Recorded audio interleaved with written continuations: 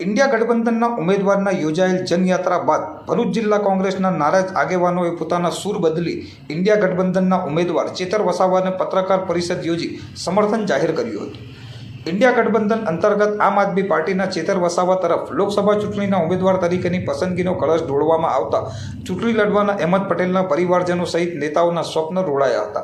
EVM machine में कांग्रेस निशान ज न जोवा मळवाथी वोट बैंक ने मोटू नुकसान पहोंचवानो भय व्यक्त करवा साथे कांग्रेसना नाराज जूथना आगेवानो द्वारा गत तारीख 27 फेब्रुआरी रोज भरूचना जाडेश्वर सर्किस आउट खाते पत्रकार परिषद योजी नाराजगी ठालववामां आवी हती।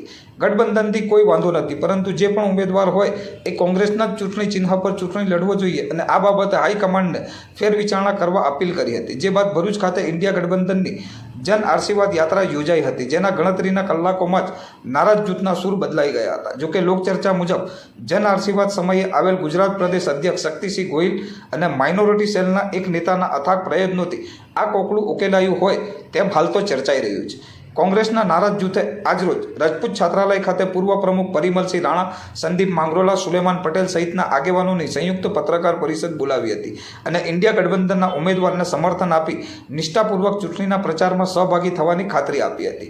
ग्राउंड लेवलथी कामगीरी करवा साथे इंडिया गठबंधनना उम्मीदवारने जीताडवा मेहनत करशे तेम जणाव्युं हतुं। जो कि आ नाराज जूथे तो आपना उम्मीदवार सामे 2 फॉर्म पण उपाड़ी लीधा हता। जो कि हाईकमांड अने प्रदेशमांथी ठपको मळता 100 दिवस बाद तेओनी शांत ठेकाणे आवी छे। आज भरूच जिल्लाना कांग्रेसना महत्वना जवाबदार आगेवानोनी एक महत्वनी मीटिंग राजपूत खाते राखवामां आवी छे। કેટલાય સમયથી એક એવો મેસેજ હતો કે કોંગ્રેસમાં આ એલાયન્સ થવાથી વિરોધ છે અને સ્વાભાવિકપણે આ સીટ એલાયન્સમાં આપવાથી કોંગ્રેસના આગેવાનો નારાજ જરૂર હતા, પણ અમારો હાઈકમાન્ડનું ડિસિઝન હતું અને પ્રદેશના સંકલનથી અમારા કેટલાક પ્રશ્નો હતા અને એને પ્રદેશ સમિતિ સમક્ષ રજૂ કરી અને અમારા કુટુંબ પરિવારના જે પ્રશ્નો હતા એનું સુખદ નિરાકરણ આવેલું છે। અને ગઈકાલે ચૈતરભાઈએ જે ફોર્મ રજૂ કર્યું છે, હવે પ્રચારનો સમય તો હવે શરૂ થાય છે। ચૈતરભાઈએ એમની સ્વાભિમાન યાત્રા પણ કરેલી હતી, અમારા કોંગ્રેસના આગેવાનોની સાથે જિલ્લા પંચાયતની મિટિંગો પણ કરેલી છે અને આવનાર દિવસોમાં અમે વિધાનસભા વાઇઝ, તાલુકા વાઇઝ, જિલ્લા વાઇઝ મિટિંગો કરીને ચૈતરભાઈને પૂરું સમર્થન આપીશું। આજની ભરૂચ રાજપૂત છાત્રાલય ખાતે કોંગ્રેસના વરિષ્ઠ આગેવાન કાર્યકર્તાઓની પ્રેસ કોન્ફરન્સ યોજવામાં આવેલી હતી।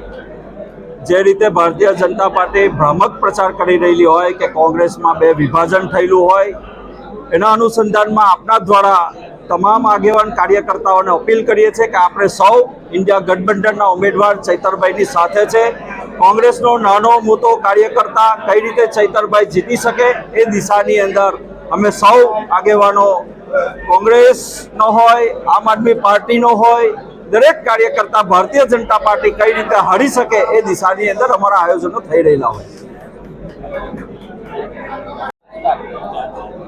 28 જેટલા વિપક્ષી દળોનું ગઠબંધન થયું છે, ત્યારે ભરૂચ લોકસભામાં ગઠબંધનના ઉમેદવાર તરીકે આમ આદમી પાર્ટીમાંથી મને નક્કી કરવામાં આવ્યો। ત્યારે અહીં વર્ષોથી લડતી કોંગ્રેસ પાર્ટી અને એમના સાથી મિત્રોને આવનારા ભવિષ્યને લઈને થોડી ચિંતા હતી, પણ અમે સ્વાભિમાન યાત્રા ખૂબ સારી કરી, તમારો દીકરો તમારો દ્વારનો કાર્યક્રમ પણ ખૂબ સારો કર્યો અને હમણાં 2 દિવસ પહેલાં જ અહીં અમારી જન આશીર્વાદ યાત્રા હતી, એ પણ અમે તમામ સાથી મિત્રો કોંગ્રેસના આગેવાનોના મહેનતથી અમે સફળ બનાવી છે। ત્યારે જે મીડિયાના માધ્યમથી, સૂત્રોના હવાલેથી ભાજપના લોકો જે અફવાઓ ફેલાવી રહ્યા હતા, ત્યારે આજે કોંગ્રેસના તમામ અગ્રણીઓએ આપના માધ્યમથી લોકો સુધી મેસેજ પહોંચે કે અમે બધા સાથે છે અને ઇન્ડિયા ગઠબંધનના ઉમેદવારને જીતાડવા માટે મહેનત કરવાના છે, એ મેસેજ આપના માધ્યમથી અમે આપવા માગીએ છીએ।